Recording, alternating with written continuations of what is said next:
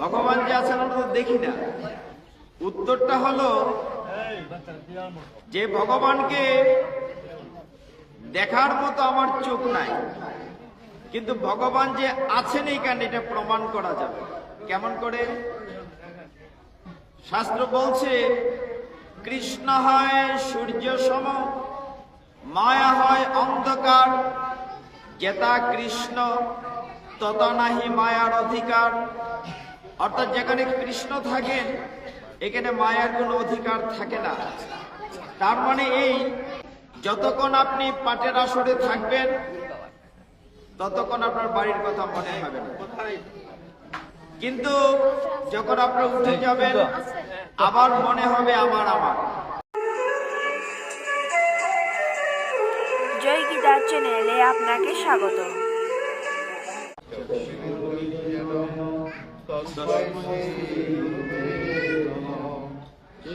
কৃষ্ণ করুণা সিন্ধু দীন জগৎপতি বিশ্বভূতিকান্ত রাধা কান্ত নমস্তে। তপ্তকাঞ্চন গৌরাঙ্গে রাধে বৃন্দাবনেশ্বরী বিশ্ববানুদেবী প্রণমামি হরিতে। নমো মহাপদান্নায় কৃষ্ণ প্রেম পদায়তে, কৃষ্ণয় কৃষ্ণ চৈতন্য নাম্নে গৌরবীশে নমো। নারায়ণ নরৈব নরোত্তম দেবী সরস্বতী ব্যাস ততো জয় মুদিরয়ে।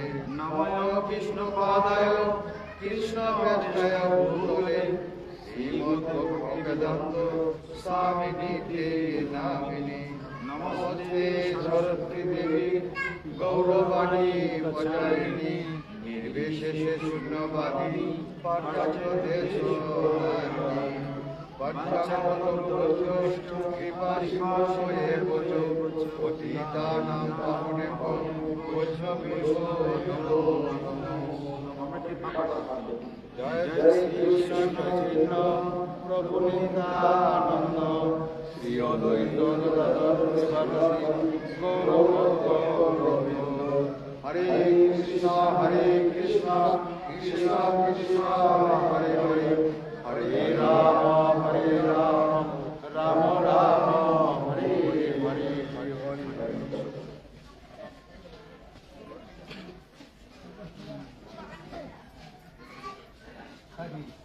এখন যারা আমরা আসছি দয়া করে কোনো আওয়াজ না করে চুপচাপ বসে পড়ুন।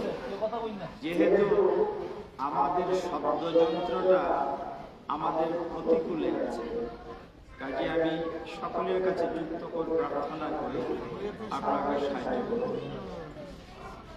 বিশেষ করে মায়েরা যারা আসছেন এখন, এই যে মায়েদের সংখ্যাই বেশি, অর্থাৎ রাধারানীর পাঠটি বড়, হ্যাঁ, ললিতা বিশাখা চন্দ্রাবলী চিত্রাঙ্গদা দেবী এদের পাঠটি বড়। তবে আপনার মাথাটা বেশি উঁচা, যে টুপিওয়ালা এই দুই প্রভুর মাথাটা বেশি। আপনি আপনার পাশে, আপনাদের জন্য পিছন থেকে মাথা যেটা উপযোগ, আপনার কাছে এসে পড়ে না, আমার কাছে চলে আসে। হ্যাঁ, না না, ওই চলে এখানে আপনিও ওই যে টুপিওয়ালা আপনিও সামনে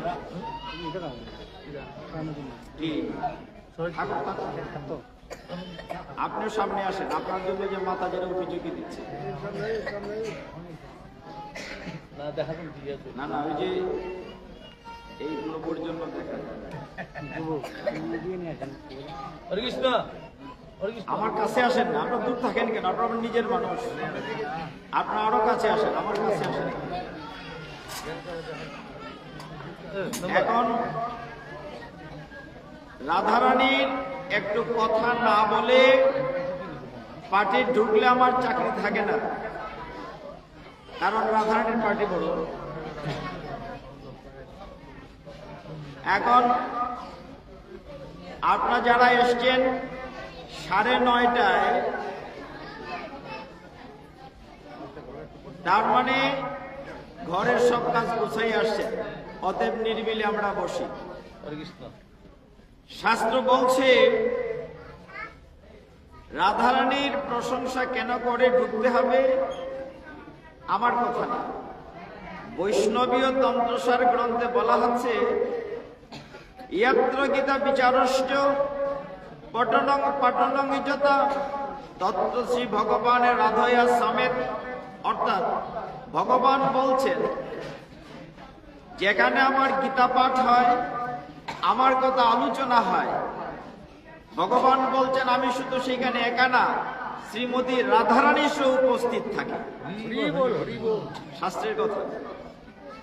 এখন প্রসঙ্গ আসতে পারে ভগবান বলছেন পাঠের আসরে তিনি উপস্থিত আছেন রাধারানীর সঙ্গে, আমরা তো দেখি না ভগবান যে আছেন, আমরা তো দেখি না। উত্তরটা হলো যে ভগবানকে দেখার মতো আমার চোখ নাই, কিন্তু ভগবান যে আছেন এইখানে এটা প্রমাণ করা যাবে। কেমন করে? শাস্ত্র বলছে কৃষ্ণ হয় সূর্য সম, মায়া হয় অন্ধকার, যেতা কৃষ্ণ তত নাহি মায়ার অধিকার। অর্থাৎ যেখানে কৃষ্ণ থাকেন এখানে মায়ার কোনো অধিকার থাকে না। তার মানে এই ছোট বাচ্চারা কথা না বলো, এর মানে যতক্ষণ আপনি পাঠের আসরে থাকবেন ততক্ষণ আপনার বাড়ির কথা মনে হবে না, কিন্তু যখন আপনার উঠে যাবেন আবার মনে হবে আমার আমার। আর দরকার নাই, যথেষ্ট দেওয়া হয়েছে। Stop this. এই যে ভিতরে কিন্তু কথা কেউ শুনছে না, কথা আওয়াজটা শুনলে উচ্চাটনটা থাকতো না। গতকাল কি এরকম ছিল? আচ্ছা ঠিক আছে, এখন রাধারানীর একটু কথা বলি। রাধারানী যখন ছোট ছিলেন, আপনারা জানেন রাধারানী বৃষভানু নন্দিনী, মানে বৃষভানু রাজার মেয়ে। রাধারানীর মায়ের নাম কীর্তিদা। কি বলেছি? কীর্তিদা। তো রাধারানী কে যখন দুর্বাসা মুনি আশীর্বাদ করলেন যে তোমার হাতের রান্না ছাড়া গোবিন্দের পেট ভরবে না, তারপর থেকে নিয়মিত রাধারানী কে নিয়ে কৃষ্ণের বাড়িতে অর্থাৎ নন্দ মহারানীর বাড়িতে রান্না করানো হতো, যাতে করে কৃষ্ণের পেট ভরে। একবার রাধারানী যাচ্ছেন না, কয়েকদিন হয়ে গিয়েছে, কৃষ্ণের রান্না হচ্ছে না। কৃষ্ণ অস্থির হয়ে গেছেন, শ্রীমতীর সাথে দেখা হচ্ছে না। তিনি বার্সানাতে চলে এসেছেন। যারা রাধারানীর বাড়িতে গিয়েছেন, বার্সানা একটু পাহাড়ি এলাকা, একটু উঁচু জায়গা। রাধারানীর বাড়ি হচ্ছে বার্সানা। তো পাহাড়ি এলাকায় এখানে মনে করেন রাজবাড়িতে বৃষভানু নন্দিনী রাধারানী, রাধারানীর মা ছোট্ট বালিকা, কৃষ্ণ রাধারানীর সাথে দেখা করার জন্য এসছে। এসে পাহাড়ের উপর দিয়ে হেঁটে, এখন রাধারানী তো বাড়ির ভিতরে, কি করে দেখা করবেন? কৃষ্ণ ময়ূরের ডাক ডাকছেন, মানে ময়ূরে যে কেকা ডাকে, ময়ূরের কণ্ঠ নকল করে কৃষ্ণ রাধারানীকে ডাকছেন। রাধারানী ঠিকই বুঝতে পারছেন যে কৃষ্ণ আমাকে ডাকছে একটু দেখা করার জন্য, কিন্তু ঘর থেকে বেরোতে পারছেন না। আবার চিন্তা করছেন যদি আমি না বেরোই, মা যদি বুঝে ফেলেন যে আমাকে ডাকছে কৃষ্ণ, তাই রাধারানী চুপচাপ বেরিয়ে গেছে। পাহাড়ি এলাকা, রাধারানী ছোট বালিকা, কৃষ্ণ ছোট, বেরিয়ে পাহাড়ের উপরে গিয়েছেন। কৃষ্ণের সাথে দেখা হয়েছে। বলছেন, হে প্রাণনাথ, তুমি আমাকে ডেকেছ, আমি বেরিয়ে এসেছি। তারা দুইজন একটি গুহা, পাহাড়ি এলাকাটা গুহার ভিতরে কৃষ্ণ এবং রাধারানী বসেছেন। শাস্ত্র বলছে দৃশ্যটি এমন যে রাধারানী বসেছেন আর রাধারানীর কুলে কৃষ্ণ মাথা রেখে শুয়েছেন। রাধারানী কৃষ্ণের মাথা হাত বুলিয়ে দিচ্ছেন আর দুইজনে কথা বলছেন। এদিকে অনেক সময় চলে গেছে। ওইদিকে কীর্তিদামা ঘরে দেখছেন মেয়েটি নাই। তিনি খুঁজতে খুঁজতে ঘর থেকে বের হয়েছেন। বের হয়ে রাধারানীর যে পদচিহ্ন, পায়ের চিহ্ন দেখে দেখে মা আসছেন কীর্তিদা দেবী। এসে ওই গুহার কাছে গিয়ে দেখলেন পদচিহ্ন এখানে শেষ হয়েছে। গুহাটিতে একটি মাত্র দরজা, বের হওয়ার কোনো রাস্তা নাই। কৃষ্ণ যেভাবে শুয়ে আছেন, কৃষ্ণ দেখছেন কীর্তিদা দেবী আসছেন, কিন্তু রাধারানী দেখেন নাই। রাধা তো উল্টো দিকে বসেছে। এখন কি করা যায়? কৃষ্ণ লীলা পুরুষোত্তম ভগবান, রাধারানীকে সেভ করার জন্য তিনি সঙ্গে সঙ্গে একটা ময়ূরের রূপ ধারণ করেছেন। একটা ময়ূরের রূপ ধারণ করেছেন, রাধারানীর কোলে মাথা রেখে তিনি শুয়ে আছেন। রাধারানী গা হাত বলিয়ে দিচ্ছেন। হঠাৎ আলো থেকে অন্ধকারে ঘরে ঢুকলে চোখে প্রথম কিছু দেখা যায় না। আমরা যখন রূপ থেকে ঘরে আসি ঠিক ওরকম। কীর্তিদা দেবী গুহাতে ঢুকে প্রথম দেখতে পান নাই। কতক্ষণ পরে যখন দেখলেন, ও রাধা, তোমাকে খুঁজছি, কোথায় এতক্ষণ? বলে, মা আমি তো এইখানে। তুমি কি করছো? যে দেখছো না একটা ময়ূর, প্রচন্ড গরমে পিপাসার্ত ছিল, আমি তার যত্ন করছি। কৃষ্ণ তো আর নাই, কৃষ্ণ তো ময়ূরের রূপ ধারণ করেছেন। ও ঠিক আছে, ওকে রেখে চলো, বাড়ি চলো, খাবে। রাধারানী ময়ূরটিকে কুল থেকে এমন ভাবে আস্তে করে রাখলেন মাটিতে। প্রকৃত পক্ষে তো ময়ূর না, স্বয়ং কৃষ্ণ, যাতে মাথায় ব্যথা না পায় আস্তে করে নিচে রাখলেন। রেখে মায়ের সাথে চলে গেলেন। এদিকে কৃষ্ণ উঠে চলে গেলেন নিজের বাড়িতে। এইভাবে ছোটবেলা রাধারানী কৃষ্ণকে নিয়ে অনেক আনন্দ দান করতেন। এই যে আমি মূলত জুড়ে গলায় চাপ দিয়ে কথা বলছি, চিৎকার করে, তাহলে আসতে বলে কিছু শুনবেন না, কারণ আওয়াজটা কিভাবে সেট করা হয়েছে শুধু বাইরে, এটা ঠিক করা হয়নি। যা হোক, আপনারা যারা কষ্ট করে এসছেন, আমি আবারও উৎসব কমিটির সকলের কাছে আমি আবমের দণ্ডবত প্রণিপাত নিবেদন করছি। বিশেষ করে আমার শ্রদ্ধেয় সিনিয়র লার্নেড অ্যাডভোকেট মিহির কান্তি বাবু, অভিজিৎ রায় এবং আরো যারা আছেন সকলের কাছে কৃতজ্ঞতা প্রকাশ করছি। আমার মতো জ্ঞানহীন, বিদ্যাহীন, বুদ্ধিহীন নরাধমকে ডেকেছেন। তো কিছুটা সময় আমরা ভগবানের কথা আস্বাদন করতে প্রয়াসী হব। প্রোগ্রামে লেখা আছে শ্রীমদ্ ভগবদ গীতা। এখন গীতা থেকে কথা বললে সারা রাত বললে এক অংশ শেষ হবে না। কেন হবে না? কারণ ভগবানের কথা অসীম, ভগবান যেহেতু অসীম। একটু মজার কথা বলে শুরু করি, তাহলে বুঝতে ভালো লাগবে। এই যে দেখেন, এখন মোটামুটি আসরটা হয়ে যাচ্ছে, সবাই ধরে নেয়। অনেকে ঘর থেকে অপেক্ষা করে যে পাঠক শুরু করলে আমরা যাব। কেউ কেউ ভাবে পাঠক বোধ এখন আসে নাই, পাঠ শুরু হয় না। আবার কেউ অপেক্ষা করেন পাঠের কীর্তন তো শুনি নাই। এটা যেন না হয়। ওই এলাকার সেই রাজার গল্পটা দিয়ে শুরু করি, কারণ গীতা একটি দর্শন শাস্ত্র। শুধু গীতা থেকে শ্লোক বলে আমি সারা রাত বলতে পারবো, কিন্তু বিরক্তি ধরে যাবে, নিরস লাগবে। অবস্থাটা এরকম, আমরা এত ব্যস্ত যে ভগবানের কথা শ্রবণের জন্য সময় বের করা কঠিন হয়ে যায়। তো এক দেশের এক রাজা ছিলেন, তিনি চিন্তা করেছেন আমাদের শাস্ত্র সম্পর্কে জানবেন। এটা চিন্তা করে ওই রাজসভায় যারা ছিলেন, মন্ত্রী উজির নাজির, রাজসভাতে কিন্তু সভা পণ্ডিত একজন থাকেন। তিনি সভা পণ্ডিতকে জিজ্ঞাসা করলেন, আমি আমার সনাতন শাস্ত্র সম্পর্কে জানতে চাই, এখানে কি আছে বলো। সভা পণ্ডিত বললেন, আমাদের সনাতন শাস্ত্রে 18 খানা পুরাণ আছে, 18 খানা উপপুরাণ আছে।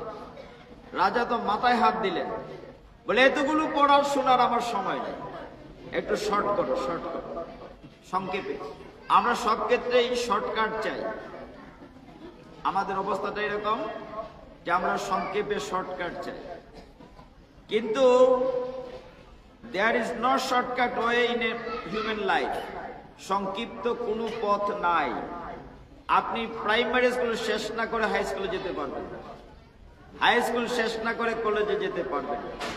আপনি যদি মনে করেন যে প্রাইমারি থেকে সরাসরি ইউনিভার্সিটিতে চলে যাব, নো। তো এই অবস্থায় দেখা গেল কি, রাজা যখন শুনলেন আমাদের সনাতন শাস্ত্র বিশাল, 18টি পুরাণ, 18টি উপপুরাণ, এতগুলো পড়া যাবে না, আর একটু সংক্ষেপে কি আছে। তখন সভা পণ্ডিত বললেন, আপনার পুরাণ পড়ার দরকার নাই, পুরাণকে নির্যাস করে উপনিষদ করা হয়েছে, উপনিষদ পড়লে চলবে। রাজা বললেন, উপনিষদ কি আছে বলো।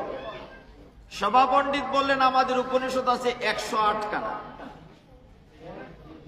কট উপনিষদ, কেন উপনিষদ, বলে এতগুলো পড়া যাবে না, আর একটু শর্ট করা যায় না। বলে শঙ্করাচার্য একটু সংক্ষেপ করে দিয়েছেন। সেটি কি, যে আপনারা যে গীতার প্রারম্ভিকতায় পড়েন, মঙ্গলাচরণে লিখা আছে, সর্ব উপনিষদ গাবদুগ্ধ গোপাল নন্দন পার্থ বৎস সুধীর মুক্তা দুগ্ধং গীতা অমৃতম।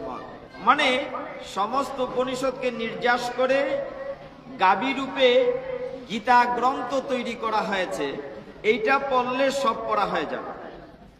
রাজা বললেন, তাহলে তো ঘটনাটা ভালো, শর্টকাট হলো। আজ তাহলে গীতাটি কি আমরা যে পড়বো, গীতাতে কি আছে? বলে গীতাতে আসলে স্বয়ং ভাববেন না, গীতা মহাভারতের একটা অংশ। মহাভারত পুরাটা না, মহাভারত 18টা পর্ব, তার একটা অংশ বিশ্ব পর্ব। বিশ্ব পর্ব পুরাটা না, তার 25 থেকে 42 18টা অধ্যায় হচ্ছে গীতা। ও তাইলে গীতায় 18টা অধ্যায়, আচ্ছা পর্ব, তাও তো অনেক হয়। শ্লোক কয়টা আছে? পণ্ডিত বললেন 700 শ্লোক। সর্বনাশ, এতগুলো পড়া যাবে না, আর একটু শর্টকাট করো। গত কয়েক বছর আগে শর্ট করতে করতে শর্ট সিলেবাসে পরীক্ষা হয়েছে, হয় নাই? একবার তো পরীক্ষাই লাগে নাই, অটো পাস, ঠিক না মা? পরীক্ষাই লাগে নাই। তখন বললেন, ঠিক আছে শর্ট করব, সব অধ্যায় পড়া লাগবে না, একটা অধ্যায় পড়ে। রাজা বললেন, তাহলে কোন অধ্যায়টা পড়বো? সভা পণ্ডিত বললেন, তাহলে 9ম অধ্যায়টা পড়ে। বলে কেন এটা পড়বো? বলে এই অধ্যায়ের নাম হচ্ছে রাজবিদ্যা রাজগুহ্যযোগ। এইবার রাজা একটু নড়ে চড়ে বসলেন, এটা পড়া যেতেই পারে, কারণ আমি হচ্ছি রাজা, অধ্যায়ের নাম রাজবিদ্যা, আমার সাথে মিল আছে, এটা পড়লে চলো। এটা বললো যদি চলে। আচ্ছা এটাতে কি আছে? সভা পণ্ডিত বললেন, এইটাতে 34 খানা শ্লোক আছে। এইবার রাজা মাথায় হাত দিলেন, সর্বনাশ, এত শ্লোক পড়া যাবে না, 34 খানা, আরেকটু শর্ট কর, আরেকটু শর্ট।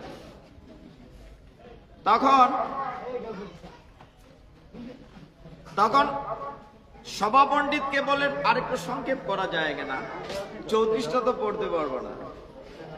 তখন এই যে গীতা ভাগবত পাঠের আয়োজন আপনারা করেন কেন? যাতে করে আমরা দুর্লভ মনুষ্য জন্মটা কাজে লাগিয়ে জন্ম মৃত্যুর চক্র থেকে মুক্তি পেতে পারি। তখন সভা পণ্ডিত বললেন, 34টা যেহেতু পড়তে পারবেন না, তাহলে 18 নম্বর অধ্যায়টা পড়েন। বলে 18 নম্বর অধ্যায় কেন পড়বো? ওই অধ্যায়ের নাম কি? বলে ওই অধ্যায়ের নাম হচ্ছে মুখ্য ইয়ক, মানে মুখ্য যোগ। এই অধ্যায়টা পড়লে আমরা জন্ম মৃত্যুর চক্র থেকে মুক্তি পেয়ে যাব। রাজা বলেন তো খারাপ না, তাইলে এটা পড়ি। ওইটাতে কি আছে বলে মুখ্য যুগের শ্লোক আছে 78 কানা, কয়বার আগেরটাই তো বলা আছে, মানে আগেরটাতে ছিল কয়টা শ্লোক, 34টা, এটাতে 78। বলে না না, পুরাটা পড়তে হবে। আপনি একটা শ্লোক পড়বেন তাইলে হয়ে যাবে। বলে তাই, কোনটা পড়বো? দেখেন কিভাবে ঘটনাটি ঘটেছে। আপনার সকলে ব্যস্ত মানুষ, আমি নড়াধর। তখন সভা পণ্ডিত বললেন একটা শ্লোক পড়বেন। একটা শ্লোক কোনটি? বলে 66। এখানে ভগবান চূড়ান্ত সিদ্ধান্ত দিয়েছে। শুনি এটাতে কি আছে?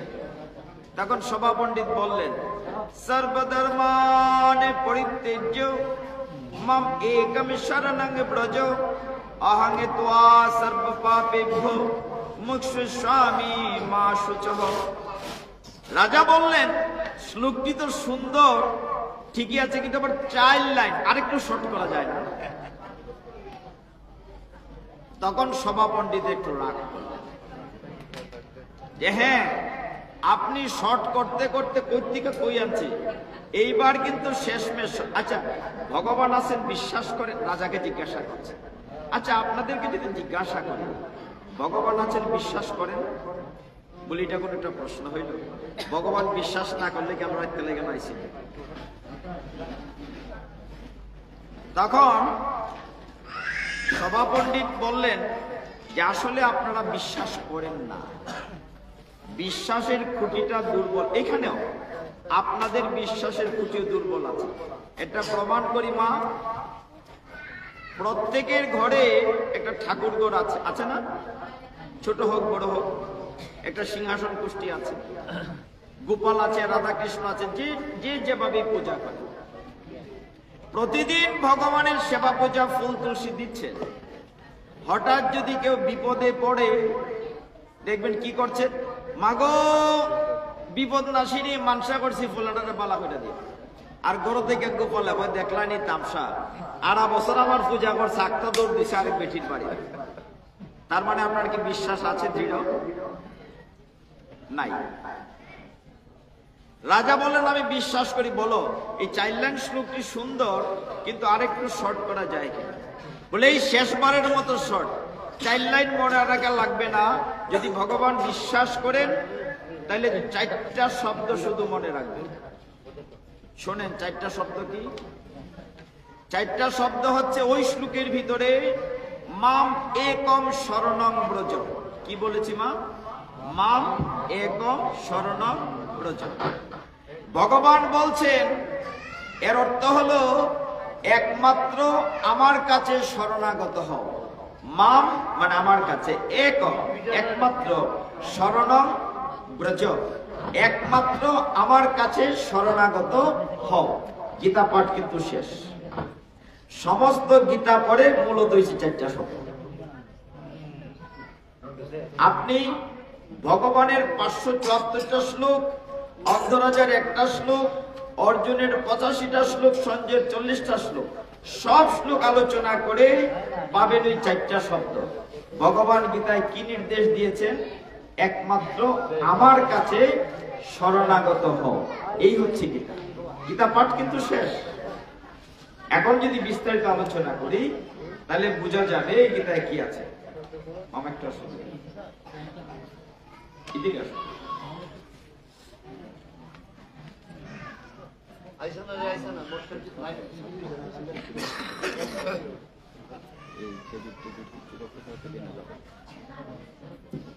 তো যে কথা বলছিলাম,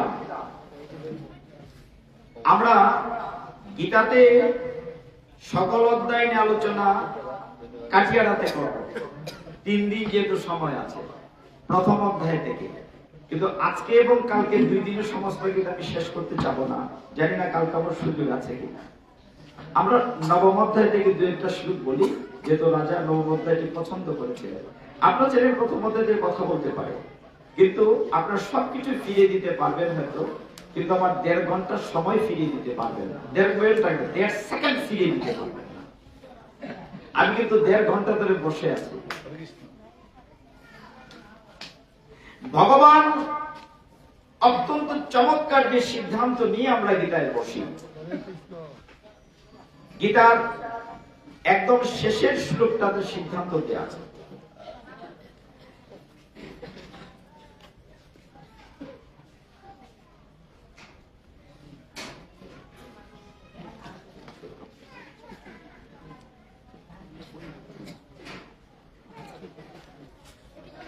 গীতার শেষের শ্লোকে কি সিদ্ধান্ত দেওয়া আছে?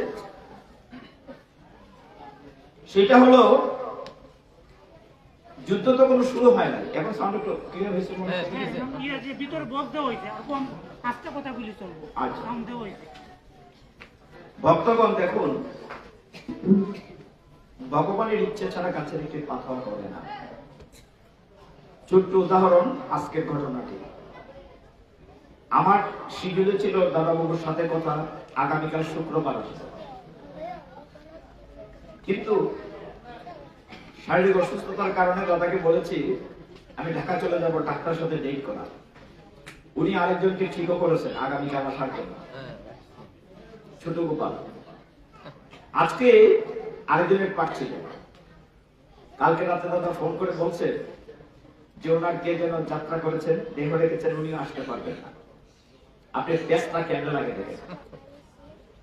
তো উনি বলেন যে তাহলে আজকেই চলেন বৃহস্পতিবার। আমি যেহেতু ঢাকা যাইনি, আসবো, আসলাম। এখন আসা বলেছে যে কালকেও চালাতে হবে।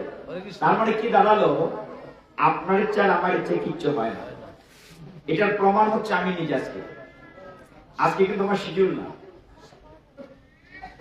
তাই একটু আমার একটা চেষ্টা থাকে আপনাদের চরণধুলি মাথায় নিয়ে এই কঠিন গীতাটিকে একটু সহজ করে বলতে চেষ্টা করি। সিদ্ধান্তটা উল্টা দিক থেকে কেন দেখেন, সবাই প্রথম দিক থেকে গীতা পড়ে, আমরা উল্টা দিক থেকে পড়তে সিদ্ধান্তটা পাই। কেমন? তখনও যুদ্ধ শুরু হয় নাই, আমরা কিন্তু কুরুক্ষেত্রের মাঠে বসা আছি। বলবেন যে এইখানে বসে আছেন তো এই কর্মকার করাতে না, আমরা সংসার নামক কুরুক্ষেত্রে আছি, আর আমরা সকলেই কিন্তু অর্জুন। এই গীতাটা বুঝতে সুবিধা হবে। এখন মায়েরা অভিযোগ করবেন যে অর্জুন তো ছিল পুরুষ, আমরা কি করে অর্জুন হই? শাস্ত্র বলছে নারী এবং পুরুষ বলে কিচ্ছুটি নেই, আমরা সকলেই প্রকৃতি, একমাত্র পুরুষ পুরুষোত্তম অনাদিরাদি। আমাদের দেহগত গঠন ভিন্ন হতে পারে, কিন্তু আমরা সকলে হচ্ছে প্রকৃতি, আর একমাত্র পুরুষ পুরুষোত্তম অনাদিরাদি গোবিন্দ। দেখুন, তখনও যুদ্ধ শুরু হয় নাই, বুঝতে সুবিধা হবে। তখন ভগবান ছিলেন দ্বারকার রাজা। কোথাকার রাজা বলেছি? সেই দ্বারকার রাজা ভগবানের খুব শক্তিশালী সৈন্য বাহিনী ছিল। ভগবানের সৈন্য বাহিনীর নাম হচ্ছে নারায়ণী সেনা। কি সেনা বলেছি মা? নারায়ণী সেনা। তো যুদ্ধ যখন শুরু হবে তার পূর্বে কৃষ্ণদেবের বেদব্যাস রাজার বাড়িতে গিয়েছেন, হস্তিনাপুরের রাজার বাড়িতে। ধৃতরাষ্ট্রের কাছে গিয়ে বলছেন, এই ধৃতরাষ্ট্র, তুমি কি যুদ্ধ দেখবে? এবারে দেখবো কেন, এবার তো জন্মান্ধ, চোখ আছে, তুমি দেখবে, আমি তোমাকে দিব্য দৃষ্টি দেই? না না, আমি দেখবো না। আচ্ছা, দেখতেও চাই। দুটা নাই ছিলেন ধৃতরাষ্ট্র। কেন? কারণ তিনি এতটাই পুত্র স্নেহে অন্ধ ছিলেন, সব সময় চেয়েছেন যেন তারাই জয়লাভ করে। আবার একটা সংশয় ছিল, কারণ বিপরীত দিকে কৃষ্ণ যদি তার ছেলেরা হেরে যায়, বাবা হয়ে কি করে ছেলের মৃত্যু দেখবেন? তাই বলছে, আমি দেখতে চাই না, আমার যে সেক্রেটারি আছে সঞ্জয়কে দিব্য দৃষ্টি দেন, সে দেখবে, আমাকে বলবে। দেখে গীতাকে তখন শুরু হয়। তখন দিব্য দৃষ্টি পেল কে? সঞ্জয়। হস্তিনাপুরে বসে 1000 মাইল দূরে সঞ্জয় কুরুক্ষেত্রের যুদ্ধ দেখেছে আর রাজাকে বলেছে। এটাই গীতা টেলিকাস্ট। আর প্রত্যেকের ভিতরে আমাদের একটা কিউরিসিটি থাকে, কালকে কি হবে, এই যুদ্ধে কারা জয় লাভ করবে। অন্ধরাজা তার অমাত্য রথী যেভাবে বলে সঞ্জয়কে বললেন, সঞ্জয় বলদের যুদ্ধে কারা জিতবে। এখন সঞ্জয় তো তার অধীনস্থ কর্মচারী, সে যদি বলে তোমরা ফেল, এরা জিতবো, তার চাকরি থাকবো না। সে বুদ্ধি করে একটা শ্লোক বলেছে, এইটাই গীতার 700 নম্বর শ্লোক। আমরা কিন্তু ওটার দিক থেকে শুরু করছি। 700 নম্বর শ্লোক। সঞ্জয়কে প্রশ্ন করা হয়েছে, এই বাবুরা, লক্ষ্মীমা, সঞ্জয়কে ধৃতরাষ্ট্র জিজ্ঞাসা করেছে, মন দিয়ে খেয়াল করে, জিজ্ঞাসা করেছে সঞ্জয় এই যুদ্ধে কারা জিতবে। তখন সঞ্জয় একটা শ্লোক বলেছে, এইটাই গীতার 700 নম্বর শ্লোক, মানে 18 অধ্যায়ের 78। সঞ্জয় বলেছে, ইয়ত্র যোগেশ্বর কৃষ্ণ ইয়ত্র পার্থ ধনুর্ধর তত্র শ্রী বিজয় ভূতির ধ্রুবা নীতির মতির মম। বুঝা গেল না? আমরা তো সবাই সংস্কৃত জানি না, বাংলায় বলি। সঞ্জয় বলছে, যে পক্ষে থাকেন কৃষ্ণ যুগেশ্বর, যে পক্ষে থাকেন পার্থ ধনুর্ধর, সেই পক্ষে শ্রী বিজয় লক্ষ্মীয় সম্পদ, সেই পক্ষে ধর্মনীতি ইহা মোর মত। মানে এটার মতটা জানাই দিছে, তুমি বুঝলে বুঝে না বুঝলে। সঞ্জয় কি বলছে, যে পক্ষে থাকেন কৃষ্ণ যুগেশ্বর, সেই পক্ষে শ্রী বিজয় লক্ষ্মী সম্পদ ধর্মনীতি ইহা মোর মত। এখন তুমি বুঝো কারা জিতবে।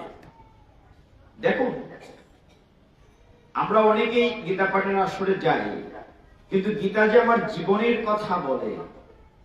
আমরা সেমিনার যখন করি ইউনিভার্সিটিতে, বিভিন্ন কলেজে, বিভিন্ন জায়গায়, তখন আমরা একটা কথা প্রায়শই বলি যে Gita is a complete code of life. Gita হচ্ছে পূর্ণাঙ্গ জীবন ব্যবস্থা, মানে গীতা আমার জীবনের কথা বলে।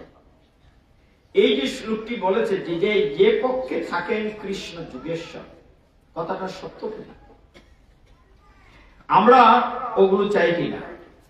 সংসারে, জীবনে আমরা কি শ্রী চাই? শ্রী মানে সুন্দর, চাই কিনা? নিশ্চয়ই চাই। আর সুন্দর থাকার জন্য কত ফেয়ার অ্যান্ড লাভলি মাখি, বাস্তব যেটা, শ্রী চাই। আমরা লক্ষ্মী চাই কিনা? আরে লক্ষ্মী পূজার সময় লক্ষ্মীর চরণ চিহ্ন আরো দিয়ে দিয়ে রাখি, লক্ষ্মী মা যেন আমার ঘরে আগে আসে। আমরা সম্পদ চাই কিনা? নিশ্চয়ই চাই। বিজয় চাই কিনা? চাই। ধর্ম চাই কিনা? গীতা সিদ্ধান্ত দিয়েছে, যদি আপনি শ্রী চান, বিজয় চান, লক্ষ্মী চান, সম্পদ চান, ধর্ম চান, তাহলে কৃষ্ণকে আপনার পক্ষে রাখতে হবে। আমার কথা না, গীতার সিদ্ধান্ত। যে পক্ষে থাকেন কৃষ্ণ যুগেশ্বর, 700 নম্বর শ্লোকে এটি মূলত গীতার সিদ্ধান্ত। এই যে রাত্রিবেলা কষ্ট করে আপনার বসছেন, একটা কিছু তো নিয়ে যেতে হবে আজকের জন্য হলেও। কি সিদ্ধান্ত দেয়া হয়েছে? যদি আমি শ্রী বিজয় লক্ষ্মী চাই, তাহলে কৃষ্ণকে আমার পক্ষে রাখতে হবে। এখন মন্দিরে তো রাধা কৃষ্ণ আছে, আমি যদি বলি কৃষ্ণ আমার পক্ষে চলে আসো, আসবে? সুযোগ আছে? যদি বলে তোমাকে 10,000 টাকা ঘুষ দেবো, আসো আমার পক্ষে, তাও সুযোগ আছে? নাই। কিন্তু যেহেতু গীতা সিদ্ধান্ত দিয়েছে যে কৃষ্ণকে পক্ষে রাখলে আমি সবকিছু পাবো, শ্রী পাবো, বিজয় পাবো, লক্ষ্মী পাবো, তাহলে যে কোনো ভাবেই হোক ভগবান কৃষ্ণকে আমার পক্ষে নিতে হবে। এখন কি করে নেব তার উত্তর আমরা গীতা থেকে বের করব। এটা শুধু মাথায় রাখবে, আমরা বসেছি কৃষ্ণকে পক্ষে রাখতে। ক্লিয়ার? একটা টার্গেট থাকবে। এখন কথা হচ্ছে, এই শ্লোকের মধ্যে একটা শব্দ আছে, শব্দটা হচ্ছে, বলা হচ্ছে যে পক্ষে থাকেন কৃষ্ণ যুগেশ্বর। এখানে অনেক শ্রদ্ধাভাজন টিচার ম্যাডামরা আছে, এটাকে আমরা বলি অ্যাডজেক্টিভ বা বিশেষণ। কৃষ্ণের নামের সাথে বলা হচ্ছে ইয়ত্র যুগেশ্বর কৃষ্ণ, মানে যে পক্ষে থাকেন কৃষ্ণ যুগেশ্বর। মা কথাটা বুঝতে পারছো তো? যুগেশ্বর একটা শব্দ আছে। যুগেশ্বর শব্দের অর্থ হচ্ছে যিনি যুগের ঈশ্বর। যুগ মানে কৌশল, টেকনিক, যিনি সমস্ত টেকনিকের মহারাজা। ভগবানের চেয়ে বড় কৌশলী কেউ আছে? আমরা নিজেকে যতই সফটওয়্যার ইঞ্জিনিয়ার মনে করি, ভগবানের চেয়ে বড় ইঞ্জিনিয়ার আছে? এটি দেখেন না, 2 দিনের কি ঘটনাটা ঘটাইলেন, আমার আজকে আসার কথা না। ওনার চেয়ে কৌশলী কেউ নাই। ভগবান যে যুগের ঈশ্বর, তিনি যে টেকনিক জানেন, একটা প্রমাণ করি। দেখেন কি ঘটনাটা, যুদ্ধ তখন শুরু হয় নাই, ভগবান যে যুগেশ্বর এই কথাটার ব্যাখ্যা নিচ্ছে। ভগবান তখন কোথাকার রাজা ছিলেন? দ্বারকার রাজা। আজকাল খুব ভালো লাগে কোন বিষয়টা জানেন? একটা সময় ছিল প্রভু উৎসবের আগে অষ্টপ্রহর 24 প্রহরী নিয়ম রক্ষার্থে একটা গীতা পাঠ হবে, মধ্যে ঠাকুরদা বসে আছে, আর হয়তো সাদা কাপড় পরা আমার জেঠাবাবু, দাদু, বয়স্ক 2-4 জন লোক থাকতেন, আর মধ্যে নিয়ম রক্ষার্থে ঠাকুরদা গীতা পাঠ করছেন।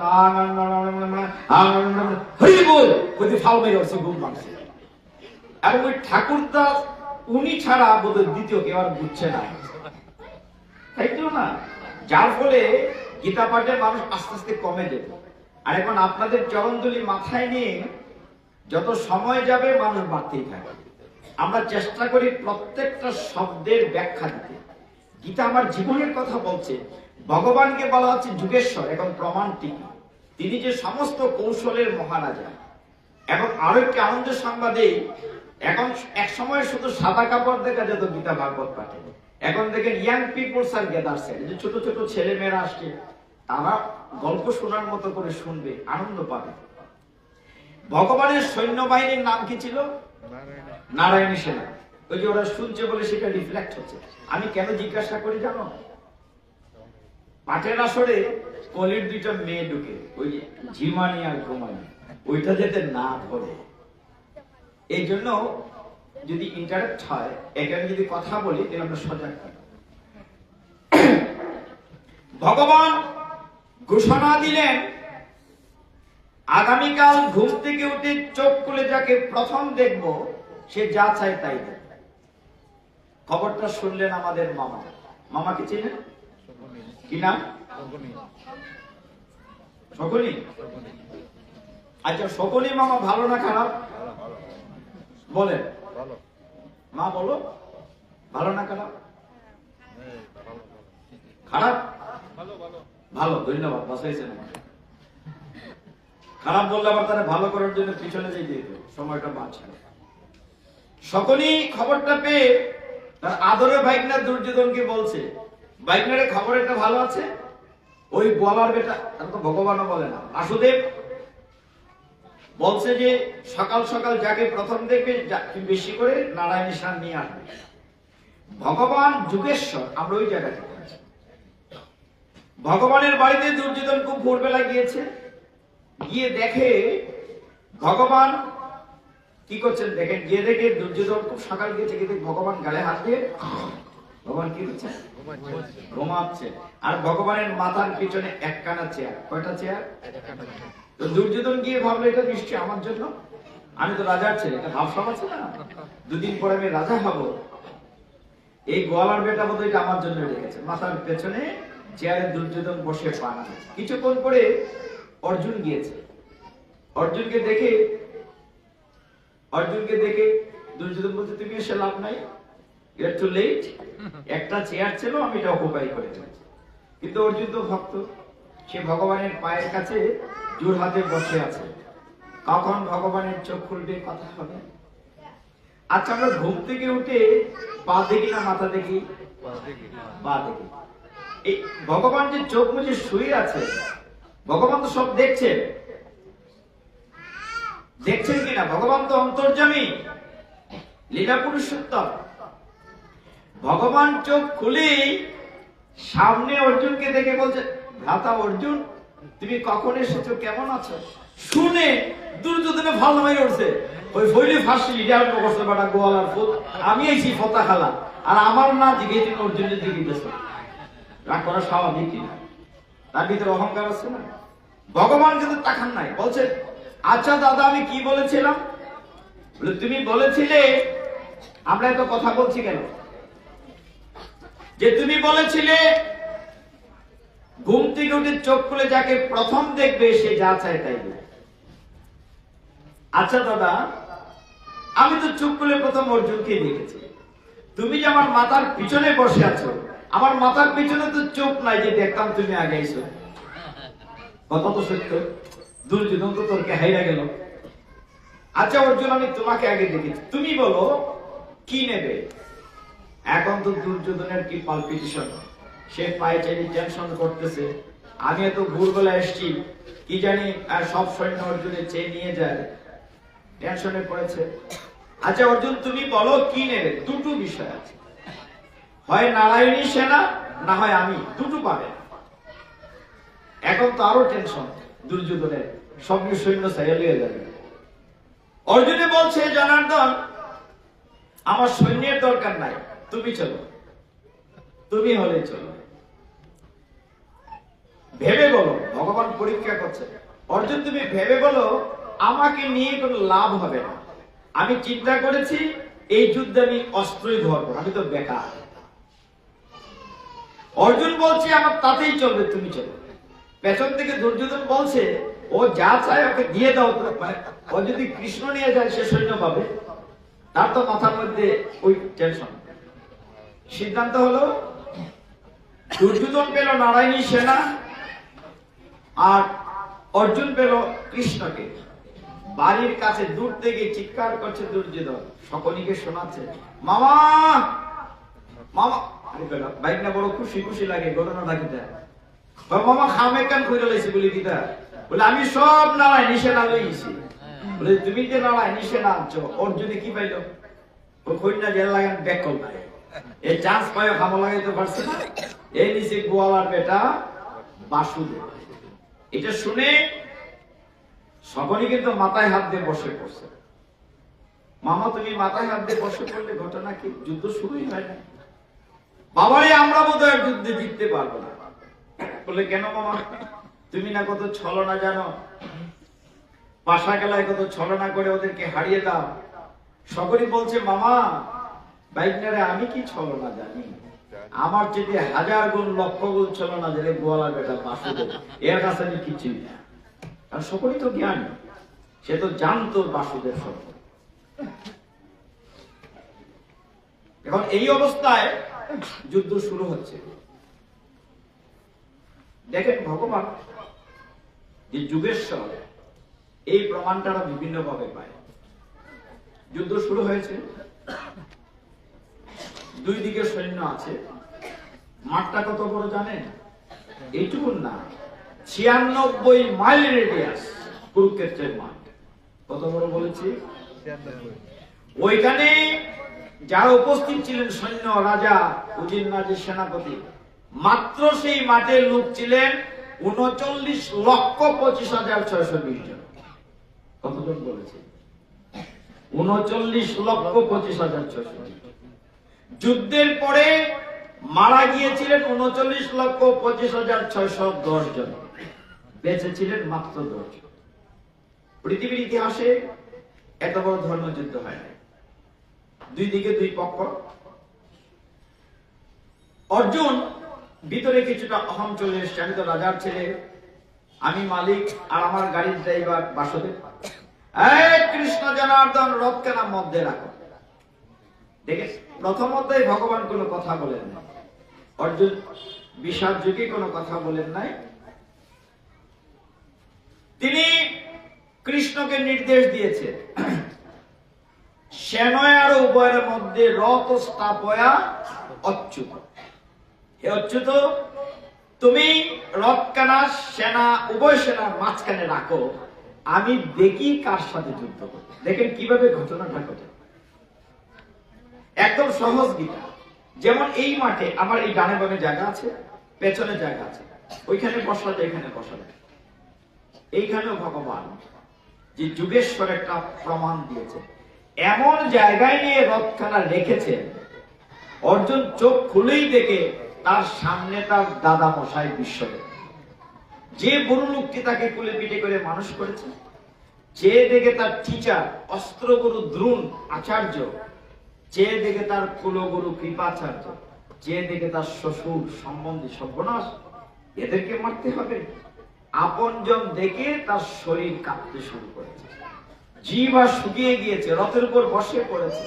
হে জনার্দন, আমি যুদ্ধ করবো না, ফিরে চল। ভগবান তো ইচ্ছে করেই ওইখানে রাখে। দেখেন, মানে ওই যে বললাম ভগবান যে যুগেশ্বর, অন্য জায়গায় রাখতে পারছে, এখানে কেন রাখলেন? যাতে করে তার বিষাদ আসে, এবং বিষাদ আসলে পরে সারেন্ডার করবে। অর্জুন বলছেন আমি যুদ্ধ করবো না, ফিরে চলবো। কেন ফিরে চলবো? না না, এই যারা আছে সব আমার আপনজন, আত্মীয় স্বজন হত্যা করে আমি রাজ্য সুখ চাই না, প্রয়োজনে ভিক্ষাবৃত্তি করে জীবিকা নির্বাহ করব। ভগবান কথা বলতে শুরু করেছে দ্বিতীয় অধ্যায় সাংখ্য যুগ থেকে 2 নম্বর শ্লোক থেকে। 3 নম্বর শ্লোকে কঠিন নির্দেশ দিয়েছেন, তার পূর্বে একটা কথা বলি, তুমি বুঝতে সুবিধা হবে। অর্জুনকে জিজ্ঞাসা করছেন তুমি যুদ্ধ কেন করবে না? ওঠাও, যুদ্ধ করো। না না, আমি যুদ্ধ করবো। এই মাঠে তো সব পুরুষরা এসেছে, মাঠে কি মহিলা ছিল? ছিল ছিল না। এই যে রাজারা, সৈন্যরা, সেনাপতিরা এসছে, এই পুরুষরা যুদ্ধক্ষেত্রে এসছেন, যুদ্ধ করলে আমার পক্ষ ওই পক্ষ সবাই তো মরে যাবে। পুরুষরা মরে গেলে মহিলারা বিধবা হবে, মহিলারা বিধবা হলে বেবিচারিণী হবে, বেবিচারিণী হলে শঙ্কর সন্তান হবে, শঙ্কর সন্তান দ্বারা পিণ্ডদান হবে না, উত্তর পুরুষ উদ্ধার পাবে না, কুলক্ষয় হবে। অর্জুনের কথাতে যুক্তি আছে। অর্জুনের জায়গায় আমি হলে যুদ্ধ করতাম না। আমি কি শ্বশুরকে মারতাম? আপনি কি মারতেন না? ভগবান বলেন অর্জুন, তুমি কথাগুলো বলছো জ্ঞানীর মতো, কিন্তু কাজটি করছো মূর্খের মতো। তুমি মারার কে? দেখেন কি অবস্থা, তুমি মারার কে? আমি সবাইকে মেরে রেখেছি, তুমি উপলক্ষ মাত্র। অর্জুনে বুঝে না, মানে আমরা বুঝি না। আমরা কিন্তু সবাই অর্জুন, আগে শুরুতে বলছি, আমরা বুঝি না।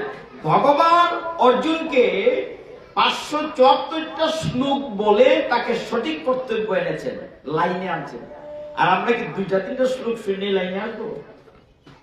এত সোজা না, সময় দিতে হয়। ভগবান বলছেন যুদ্ধ করো, অর্জুন বলছেন যুদ্ধ করবো না, 2 পাক হয়ে গেল, একদিকে হা একদিকে না। তখন ভগবান বললেন, দ্বিতীয় অধ্যায়ে চমৎকার একটি নির্দেশনা দিলেন 3 নম্বর শ্লোকে, বললেন ক্লৈব্যং মাসমগম, তুমি কি ক্লীব নাকি? তুমি কি গুরমা? ওঠো, উত্তিষ্ঠত পরন্তপ, উঠো, যুদ্ধ করো, অন্যায়ের বিরুদ্ধে, অসত্যের বিরুদ্ধে, অধর্মের বিরুদ্ধে। তবু উঠলো না, আমি যুদ্ধ করব।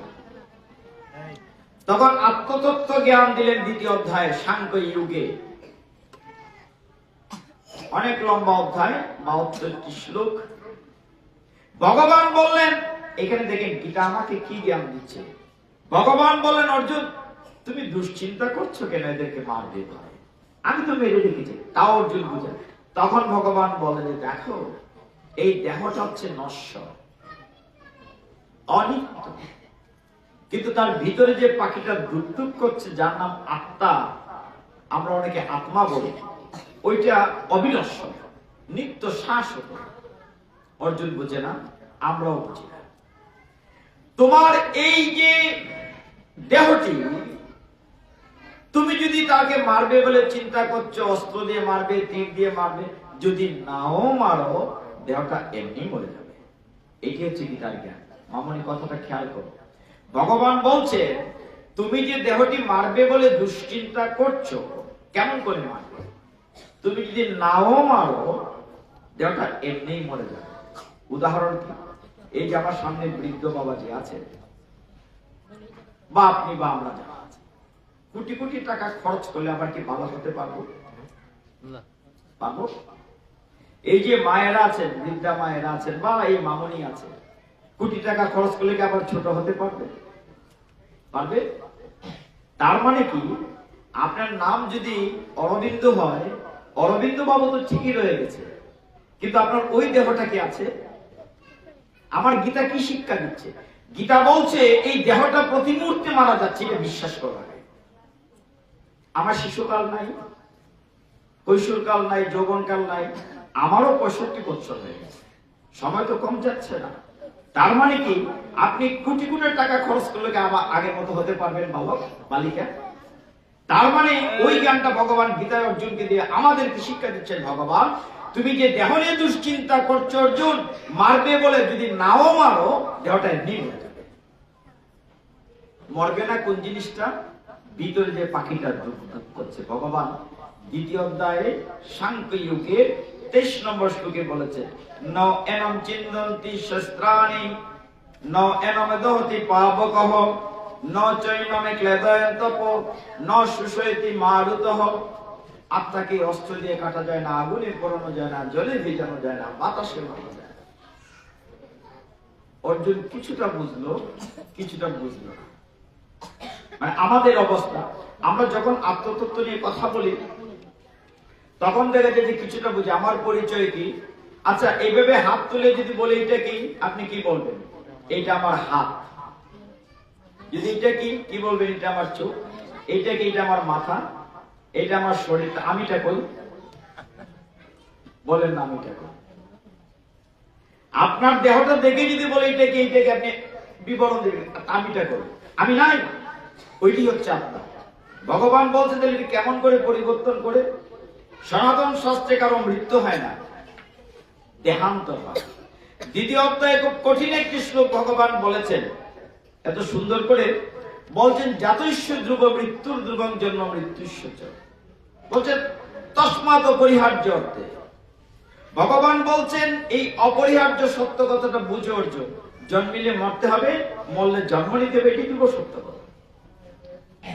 আমাদের হবিগঞ্জ মহাপ্রভু আকরা অনেকেই গিয়েছেন জানেন। গত 3 দিন আগের ঘটনা আপনার চিনবেন হয়তো। হবিগঞ্জের মেদিনীনগরের একজন গীতিকার, গান লিখতেন, মৃদঙ্গ বাজাতেন, জয়ন্ত রায় মৃদঙ্গ বাজাতে বাজাতে আসরের মধ্যে নাই। গত 2 দিন আগে, 3 দিন আগে। কাজী বলছি ভক্তগণ, এই যে আপনারা এখানে বসেছেন, উঠতে পারবেন তার নিশ্চয়তা আমরা কেউ দিতে পারি কিনা? পারি না। অথচ দুর্ভাগ্য হলো আমরা এত অহংকার নিয়ে থাকি, মনে করে আমি করি সবকিছু, আমার মতো বোধ কেউ নাই পাওয়ার। ছোট্ট একটি উদাহরণ বলি, আপনি আমি কি নিজে নিজে জন্ম নিতে পেরেছি? আমি তার ব্রহ্মা না, স্বয়ংভূ না। আমাকে জন্ম দিয়েছেন অন্যজন, আমার পিতা মাতা ভগবানের কৃপায়। আমাকে জন্ম দিয়েছে, যতটুকু জ্ঞান অর্জন করেছি আমি কি নিজে নিজে করেছি? না, আমার টিচার, আমার ম্যাডাম আমাকে জ্ঞান দিয়েছেন। তাহলে জন্ম দিয়েছেন অন্যজন, জ্ঞান দিয়েছেন অন্যজন, আমাকে চাকরি দিয়েছেন অন্যজন। যেদিন আমি মারা যাব, আমি যত বড়ই নেতা হই, আমি কি নিজে হেঁটে শ্মশানে যেতে পারবো? আমাকে কাঁধে করে নিয়ে যাবে অন্যজন। তাহলে আপনার পাওয়ারটা কই? একটু ভাবতে হবে। এই যে বিষয়টি খুব ছোট করে বলেছে, এটি বাস্তব। আমাকে জন্ম দিয়েছেন অন্যজন, জ্ঞান দিয়েছেন অন্যজন, চাকরি ব্যবসা দিয়েছেন অন্যজন। যেদিন আমি দেহ রাখবো সেদিন আমি নিজে হেঁটে শ্মশানে যেতে পারবো না, আমাকে কাঁধে করে নিয়ে যাবে অন্যজন। আমার কোনো ক্ষমতা নাই। আমরা কথা না বলি লক্ষ্মী বাবারা, ময়নার একটু সময় আমার কষ্ট হয় কথা বলতে, নীরব থাকো। দেখুন ভগবান বলছেন দ্বিতীয় অধ্যায়ে অনেক জ্ঞান দিয়েছেন, অর্জুন বুঝতে চায় নাই, মানে আমি বুঝতে চাই নাই। কিন্তু একটা জায়গায় গিয়ে অর্জুন বলেছে, আমি হয়তো কোনো একটা কার্পণ্য দোষে দুর্বল হয়েছে, আমার কি করা উচিত বুঝতেছি না, এই জনার্দন সঠিক পথ দেখাও। মাঝে মধ্যে অহংকার আসে, সারেন্ডার আসে। এইভাবে তৃতীয় অধ্যায় কর্মযোগ, চতুর্থ অধ্যায় জ্ঞান যোগ, পঞ্চম অধ্যায় কর্ম সন্ন্যাস যোগ, ষষ্ঠ অধ্যায় ধ্যান বা অভ্যাস যোগ, সপ্তম অধ্যায় জ্ঞান বিজ্ঞান যোগ, অষ্টম অধ্যায় অক্ষর ব্রহ্ম যোগ, নবম অধ্যায় রাজবিদ্যা রাজগুচ্ছ যোগ। ধারাবাহিক ভাবে আগেরটা পরে না, পরেরটা আগে না। ভগবান এই মালার মতো দিতেছেন, দীর্ঘ সময় নিয়ে আলোচনা করা যায়, সমস্ত গীতা একটু জলের মতো পরিষ্কার হয়ে যাবে। কিন্তু এতটুকু সময় আমরা দিতে পারি না। দিতে পারি না কেন? কারণ শুরুতে আমি 1.5 ঘন্টা পিছিয়ে গেছি। ভক্তগণ, আমরা সপ্তম বা নবম অধ্যায় থেকে 2টি কথা বলি। চতুর্থ অধ্যায়টা ভেরি কমন, আপনারা আলোচনা করেন সবাই। জ্ঞান যুগ 2টি শ্লোক আপনারা সকলেই বলেন, আমি 2টা আলোচনা করব না। একটা শ্লোক মন দিয়ে চলতে খেয়াল করে। ভগবান যখন অর্জুনকে বলছিল যে তুমি যুদ্ধ করো, আমার কথা শুনো, তখন অর্জুনের ভিতরে এমন একটি অহং চলে এসছে, না না আমি তোমার কথা শুনি না, তুমি কি আমার ভগবান? দেখতে কিন্তু একই রকম। কুরুক্ষেত্রের যুদ্ধ যখন চলছিল, কৃষ্ণ আর অর্জুন 71 আর 73 বয়স, দেখতেও দুজনই সেমতনু। অর্জুনে কিন্তু ফর্সা না। না না তোমার কি 4টা-5টা মাথা আছে, ভাবটা এরকম, তোমারও 2টা হাত, আমারও। দেখি তোমার কথা আমি শুনি না, তুমি কি ভগবান? আর তোমার তো জন্মেরই ঠিক না, আমি বরঞ্চ রাজার ছেলে। তুমি কংসের কারাগারে জন্ম নিয়েছো, তোমার তো জন্মেরই ঠিক না, আমি বরঞ্চ রাজার ছেলে। ভগবান বলেন, অর্জুন সবাই ভুল করে, তুমিও ভুল করলে। একটা শ্লোক আছে, অবজানন্তি মাম মোরা মানুষের তনুমাশ্রিতম, যে আমি মানুষের দেহা আশ্রয় করে লীলা করছি, যারা আমাকে এটা বুঝে না শুধু মোরা, অবজানন্তি মাম, যে আমাকে জানে না, মুরা, মুরা মানে মূর্খ। অর্জুন তুমি তো মূর্খের মতো কথা বলছো, আর আমার তো জন্মই হয় নাই, আমি তো অজ। ভগবান কি জন্ম হয়? ভগবান বলছেন আমার তো জন্মই হয় না, আমি তো অজ। অর্জুন তোমার মনে নাই, ভাদ্র মাসের কৃষ্ণপক্ষের অষ্টমী তিথি রোহিণী নক্ষত্রে আমি যখন কংসের কারাগারে আবির্ভূত হয়েছিলাম, তখন আমার 4 হাত ছিল। অর্জুন ভুলে গিয়েছিল, আমার জন্ম হয় না, আমার কথা শুনো। শুনলো না? ও তাহলে আমার জন্ম সম্পর্কে সংশয় আছে। তখন ভগবান 4র্থ অধ্যায়ে 9 নম্বর একটা শ্লোক বলেছে। একটা শ্লোক বাড়িতে নিয়ে যান, কাজে লাগবে। ভগবান কি বলছে নিজের সম্পর্কে? জন্ম কর্ম চমে দিব্যম এবমিউ ব্যক্তি তত্ত্বতঃ ত্যক্তা দেহম পুনর্জন্ম ন ইতি মামেতি সু অর্জুন। এখানে এত কথা বলছে, এখানে গার্জেন নাই।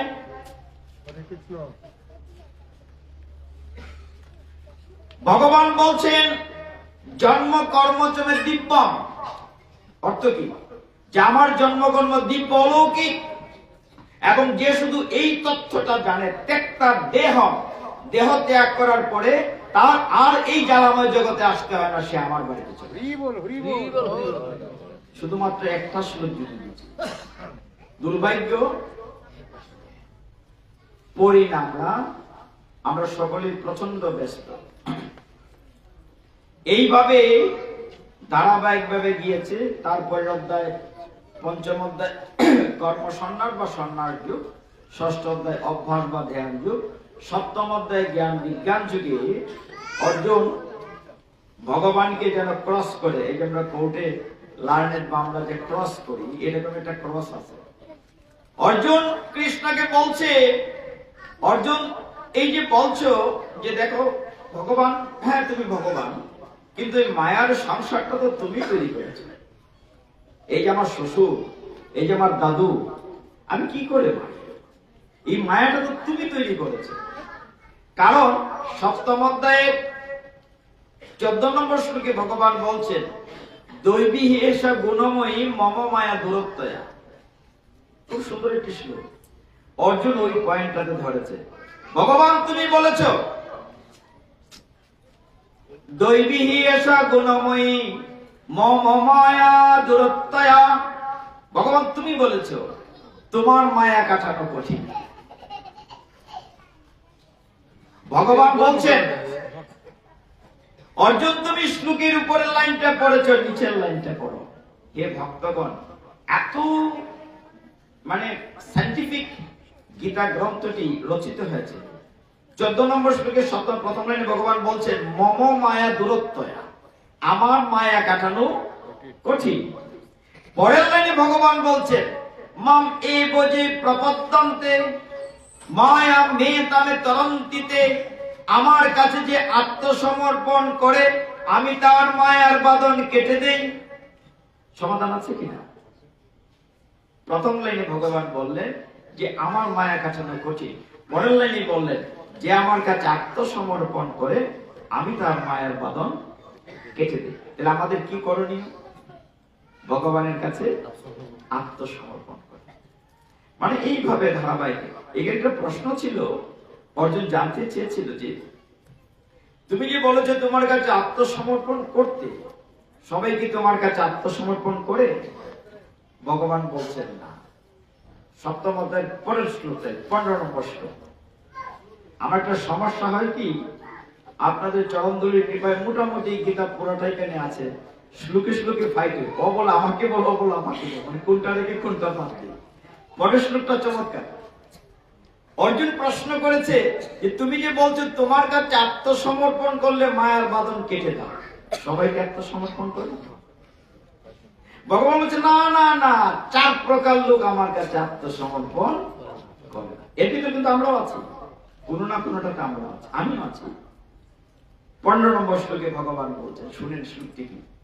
নমাম দুষ্কৃতি নমূঢ়াঃ প্রপদ্যন্তে নরাধমাঃ মায়য়া অপরিত জ্ঞানম আসুরম ভাবম আশ্রিতাঃ। নমাম, না আমার কাছে, দুষ্কৃতি নমূঢ়াঃ, মানে যে দুষ্কৃতিকারী সে আমার কাছে আত্মসমর্পণ। নাম্বার 1, সমাজে কি দুষ্কৃতিকারী নাই? তারপর বলছেন দুষ্কৃতি মূঢ়া, মূঢ়া মানে মূর্খ, আমার কাছে আত্মসমর্পণ। তারপর বলছেন আসুরিম ভাবম আশ্রিত, যার ভাবটা অসুরের মতো সে আমার কাছে সারেন্ডার করে না। তারপরে বলছেন মায়া অপরিত জ্ঞানম, যার জ্ঞানটা মায়া দ্বারা অপরিত হয়েছে সে আমার কাছে আত্মসমর্পণ করে না। সমাজে এই 4 প্রকার লোক এখনো আছে। একটা উদাহরণ দিই, বাস্তব উদাহরণ, বুঝতে সুবিধা হবে। এক জায়গায় পাঠিয়ে গিয়েছি, 30-25 বছর একজন যুবক হবে, জিন্সের প্যান্ট পরা। তো তিনি বলছেন আমাকে, আপনাদের সারাদিন খালি ভগবান ভগবান লইয়া তা হয়, ভগবান আসলে আসেনি। এটা 4 নম্বরটা, যে মায়া অপরিত জ্ঞানম। অনেকে লেখাপড়া করতে করতে আইএ বিএ ডক্টরেট ভগবান টগবান কিছু নাই, নাস্তিক হয়ে গেছে, হয় না? তো উনি হয়তো বলছেন যে ভগবান বলে কিছু আছে, আপনি দেখাতে পারবেন, প্রমাণ করতে পারবেন? আমি বললাম বাবা, ভগবান আছেন প্রমাণ করা কোনো কঠিন ব্যাপার না, কিন্তু দেখাতে পারবো না, কারণ দেখার মতো তোমার চোখ নাই। অর্জুনও বিশ্বরূপ দেখতে পারেন নাই যতক্ষণ না পর্যন্ত তাকে দিব্য দৃষ্টি দেওয়া হয়েছে। তবে ভগবান যে আছেন এটা প্রমাণ করতে 2 মিনিট লাগবে। বলে কেন, কি করে? বলে শুনেন। আচ্ছা আপনার জন্ম তারিখ জানেন? বলে জানি। জন্ম তারিখ জানি না আমরা সবাই। আমার জন্ম তারিখ কোথায় থাকে? বলে কেন এনআইডি তে থাকে, ভোটার কার্ডে থাকে, জন্ম নিবন্ধনে থাকে। Very good. তাহলে আপনার জন্ম তারিখ কোথায় থাকে? কোথায় আছে? বলে কেন ভোটার কার্ডে আছে। আপনি কি দয়া করে বলবেন আপনার মৃত্যু তারিখ কত? বুড়িটা কেমনে বুঝান না, আপনাকে আজকে বলতেই হবে মৃত্যু তারিখ কোথায় আছে। মানুষ রাগ করলে কিন্তু সত্য কথা বলে। আমি তো ইচ্ছে করে রাখলাম, আপনাকে আজকে বলতেই হবে যে আপনার মৃত্যু তারিখ কোথায় আছে। কেন? মৃত্যু তারিখ তো থাকে উপরওয়ালার কাছে। ও তাহলে উপরওয়ালা একজন আছেন, আপনি প্রমাণ করলেন, আমি বলি নাই। হরি বল। আমি কিন্তু বলি নাই, আপনি বলেন মৃত্যু তারিখ থাকে। তার মানে there is almighty somebody who is the ruler, যিনি আমাদেরকে পরিচালনা করছেন, সামবডি। অর্থাৎ আপনি মানলেন যে উপরওয়ালা বলে একজন। এরপরের ঘটনাটা বলি না, এরপরে উনি হাওমাও করে কাঁদতে লাগলেন যে এইভাবে তো বুঝি নাই আমরা। বলে এইভাবে বুঝতে হবে, আপনার কোন ক্ষমতা নাই এর পরের কথাটা বলা। আমরা শেষের দিকে যাব, যে 10:30 বেজে গেছে। আমরা হয়তো আজকে ভগবানকে পক্ষে নিতে পারলাম না, যদি কালকে এসে বাকিটা বলবো। একটু ভাগবত থেকে একটু কথা বলি, সকলেই তো নীরব হয়ে আছে, একটু মনের কথা বলি। ভগবান নিজে আচরণ করে শিক্ষা দিয়ে গেছেন আমাদের জন্য। এই জন্য কলিযুগ পাবন অবতার শ্রীমন মহাপ্রভু, দেখেন আপনাদের আমাদের কি সৌভাগ্য, যে সৌভাগ্যের কথা আমরা জানি না। কোনটা জানেন? আমি সব জায়গায় গিয়ে কথাটি বলি, আমরা হাজার হাজার টাকা খরচ করে বৃন্দাবন যাই, নবদ্বীপ যাই, কিন্তু আমাদের বাড়ির কাছে মহাপ্রভুর মামার বাড়ি সচিয়ঙ্গন, মিরপুর, বাহুবল যাই না। পৃথিবীতে দুই রকম মহাপ্রভুর বিগ্রহ আছে, একটা উপর দিকে হাত তোলা ঝাঁকড়া চুল, কখনো নিচের দিকে নাড়া মাথা। মহাপ্রভুর মামার বাড়ির লোক আপনারা, আমরা হবিগঞ্জের লোক মানে কি, আমার মামার বাড়ি। আমি যখন দেশের বাইরে প্রোগ্রামে যাই, আপনাদের চরণধুলির কৃপায় পৃথিবীর প্রায় 20-25টা দেশ ঘোরার সুযোগ হয়েছে, লন্ডন, আমেরিকা, সুইডেন, জাপান। যখন আমরা বাইরে প্রোগ্রামে যাই তখন আমরা বলি যে ওয়েলকাম ফ্রম বাংলাদেশ, সিলেট। যখন সিলেট বলি আমাদেরকে জড়ায় ধরে, বাহ কাম ফ্রম সিলেট। মহাপ্রভুর বাড়ি ঢাকা দক্ষিণ, জগন্নাথ মিশ্রের বাড়ি, এটা মনে করে যে মহাপ্রভুর বাড়ি থেকে এসে। আমি বললাম প্লিজ ওয়েট, যে আরেকটু অপেক্ষা করেন, আমরা শুধু সিলেট থেকে আসে নাই, আমি এসেছি ফ্রম হবিগঞ্জ, যেখানে মহাপ্রভুর মামার বাড়ি নীলাম্বর চক্রবর্তীর বাড়ি। আমি মহাপ্রভুর মামার বাড়ির লোক, যে আঞ্জামাসি নালে পরে সেপ্টা হয়ে গেল। ঠিক আছে, আমরা কিন্তু ওই প্রাউড অফ চৈতন্য মহাপ্রভু। কিন্তু দুর্ভাগ্য সত্যহীন জানেন, পৃথিবীতে দুই রকম বিগ্রহ সব জায়গায় দেখি, কিন্তু আমাদের সচি অঙ্গনে বাহুবল, মিরপুর এমন একটি বিগ্রহ পৃথিবীর কোথাও নাই। সচি মায়ের কুলে নিমাই যারা দেখেছে, বহু টাকা খরচ করে নবদ্বীপ বৃন্দাবন। আমরা আমাদের মহাপ্রভুকে চিনি না, কিন্তু আমাদের মহাপ্রভুকে নিয়ে ব্যবসা করছে সারা পৃথিবীতে। তো এই জায়গাটিতে গত দুদিন আগে মহাপ্রভুর আবির্ভাব তিথি গেলে জন্য কথাটা স্মরণ করলাম। আপনি আচরি ধর্ম পরকে শিখায়। ভাগবতের একটু কাহিনী বলি, আর আমরা গীতাকে এখানে বিশ্রাম দিই, বাকিটা এখানে পর থেকে যাব। ভাগবতে অসংখ্য কাহিনী আছে। আপনারা সাধারণত মনে করেন যে ভাগবত বলতেই 10ম স্কন্ধ, না, ভাগবতে 12টা স্কন্ধ, শ্লোক আছে মাত্র 18,000। ওইখানে 10ম স্কন্ধের 80-81 অধ্যায় থেকে একটু কথা বলি। আপনাদের জানা আছে, আরেকটু রিভিশন দিই, ভালো লাগবে। ভগবান কি শিক্ষা দিয়েছে? ভগবান যখন 11 বছর, 10 বছর 8 মাস ব্রজ ছেড়ে মথুরাতে গিয়েছেন কংসকে ধ্বংস করার জন্য, এই জায়গাটাতে এত আওয়াজ হচ্ছে। তো ভগবান যখন অক্রূরের রথে করে ভগবানকে নিয়ে যাওয়া হয়েছে বৃন্দাবন থেকে, ব্রজ থেকে মথুরাতে, কংসকে ধ্বংস করে কৃষ্ণ কিন্তু ফিরে আসেন নাই। একটা ভুল আমাদের ভাঙা দরকার। আমরা বিদেশের অনেক টেলিভিশন সিরিয়ালে দেখি রাধা কৃষ্ণের যুবক যুবতী বয়সের লীলা, কিন্তু যুবক বয়সে যুবতী বয়সে রাধার সাথে কৃষ্ণের দেখাই হয় না। তিনি 10 বছর 11 মাস, বা ধরেন 11 বছর বা 12 বছর বয়সে ব্রজ থেকে যে মথুরায় গিয়েছেন, এইখানে 12 বছর, মথুরায় 13 বছর, 12 আর 13 কত? 25 বছর। তারপর চলে যান দ্বারকায় রাজত্ব করেন, দ্বারকাধীশ 100 বছর। ভগবান লীলা করেছিলেন 125 বছর। কখনোই আর রাধারানীর সাথে দেখা হয় নাই। যুবক বয়স পেলেন কোথায়? আমাদের ধর্মকে বিকৃত করা হয়। আমি খুব জোর গলায় কথাটা বলি, ভাগবতে কোথাও লেখা নাই। একবার ব্রজবাসীর সাথে দেখা হয়েছিল কৃষ্ণের, কুরুক্ষেত্রের যুদ্ধক্ষেত্রে একবার সূর্যগ্রহণে দেখা হয়েছিল, কিন্তু রাধারানীর সাথে না, ব্রজবাসীর সাথে দেখা হয়েছে। ভগবান যখন অক্রূরের রথে করে ব্রজে গেলেন, ছোট বালক 10-11 বছর ধরে, সেখানে যাওয়ার পরে ভগবানকে পড়াশোনার জন্য পাঠিয়ে দেওয়া হলো। ভগবানের লেখার দরকার আছে, কিন্তু উনি তো ইনস্ট্যান্স, গীতায় কথাটা বলা আছে, অর্জুন আমি কর্ম করি, কেন মানুষ কর্ম করবে না, ছেড়ে দিবে। আমার কর্মের কোনো, আমি তো কর্মাতীত, আমি ত্রিগুণাতীত, কিন্তু আমি কেন করি? যাতে অন্য আমাকে অনুকরণ করে। ভগবানকে, বলরামকে পাঠিয়ে দেওয়া হলো সন্দীপনী মুনির আশ্রমে, যেখানে মাত্র 64 দিন পড়াশোনা করেছেন। কৃষ্ণ বলরাম, তাদের একটা ক্লাসমেট ছিলেন সুদামা, বিপ্র। পড়াশোনা করেছেন 64 দিন।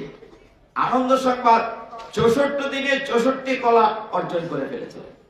একবারে গান বাজনা, নৃত্য, বিউটি পার্লারের সাজগোজ সব শিখেছেন কৃষ্ণ। কতদিনে পড়াশোনা করেছেন? Only 64 days. তিনি যখন গুরুগৃহতে ফিরে আসেন, আমরা ওই জায়গাটা থেকে আলোচনা করব। তিনি যখন দ্বারকার রাজা, দ্বারকাধীশ মানে দ্বারকার রাজা, সেইখানে ভগবান একদিন ভোরবেলা, আপনারা দেখেছেন নামগঞ্জে গাওয়া হয়, এক এক সময় কিন্তু একটা সুর হয় প্রভু, ঠিক না? ভোরবেলা বলতো ললিত সুর, ললিত বলে এটাকে ললিত সুর বাজানো। একদিন কৃষ্ণ ভোরবেলা বসে বাঁশরি বাজাচ্ছে, দ্বারকার রাজা। তখন ভগবানের পরিবার কিন্তু অনেক বড়, 16,108। প্রধান যিনি রুক্মিণী দেবী, তার ঘুম ভেঙে গেল বাঁশরির সুর শুনে। এ তোমার মন খারাপ নাকি, তুমি যে করুণ সুরে বাঁশরি বাজাচ্ছ? তখন কৃষ্ণ বলে যে দেখো, আমার এক বন্ধু, আমার এক ক্লাসমেট কত দরিদ্র, ওর জীবন দেখে আমার কষ্ট লাগছে। তুমি দেখবে দেখবে রুক্মিণী দেবীকে বলে দেখো। সাথে সাথে দেখলেন তার বন্ধু সুদামা বিপ্র এরকম লাঠিতে ভর করে যাচ্ছেন আর বলছেন শ্রী কৃষ্ণ শ্রী কৃষ্ণ। কি বলছেন মা? কি বলছেন মা? আমরা বলি সুদামা কি বলছে? শ্রী কৃষ্ণ শ্রী কৃষ্ণ। বড় নীরব হয়ে গেছে। আমি বলবো প্রেম সে বলো, আপনারা বলবেন রাধে রাধে। প্রেম সে বলো রাধে রাধে। প্রসাদ নাই আসতে কেন? প্রেম সে বলো প্রেম সে বলো, প্রেমের সাথে বলো রাধে। তো সুদামা বিপ্রের জীবনী দেখে কৃষ্ণের দুনয়ন বলে জল পড়ছে। রুক্মিণী তুমি দেখো, তোকে কিছু দিয়ে দিলেই তো হয়, বলো তো আসে না আমার কাছে। ও প্রতিদিন 5 ঘর ভিক্ষা করে। কত ঘর? তো সেই সুদামা বিপ্র 5 ঘর ভিক্ষা করে।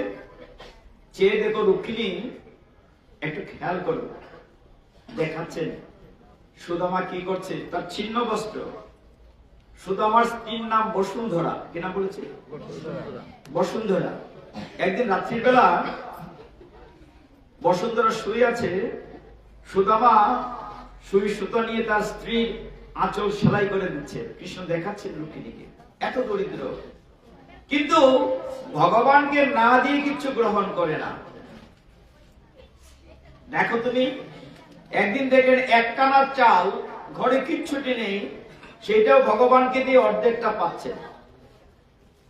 রাত্রিবেলা শুয়ে আছে, ঘরে কোনো খাবার নেই, জল পান করে শ্রীকৃষ্ণ বলতে বলতে শুয়ে পড়েছেন।